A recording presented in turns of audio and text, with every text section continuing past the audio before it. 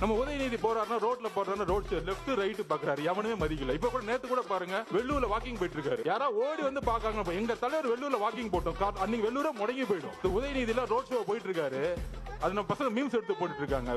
வெறும் ரோட்ல அப்படி கை கும்பிட்டு லெஃப்ட்லயும் ஆளுக்கான ரைட்லயும் ஆளுக்கணும். எக்ஸிபிஷன் போவோம், அங்க போய் பாத்தீங்கன்னா திடீர்னு ஒரு தாஜ்மஹால் மாதிரியே ஒரு செட்டு போட்டிருப்பாங்க, ஐபிஎல் டவர் மாதிரி ஒரு செட்டு போட்டிருப்பாங்க.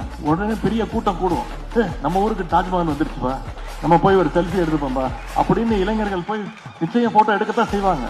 அவ்வளவு ஆர்வம். தாஜ்மஹால் போட்டோல பார்த்துருக்கோம், நம்ம ஊருக்கே வந்துருச்சுப்பா தாஜ்மஹால். உண்மையா ஐபிஎல் டவர் பார்க்கணும்னா பாரிஸுக்கு போனோம், நம்ம ஊருக்கே வந்துருச்சுப்பா ஐபிஎல் டவர். இது தெரியாம பெரிய கூட்டம் கூடத்தான் செய்யும். அதெல்லாம் வெறும் அட்டை. அதற்கு எந்த விதமான அஸ்திவாரமோ கொள்கையோ கிடையாது. சும்மா தட்டுனா போதும், ஒரு சின்ன காத்தடிச்சா போதும்.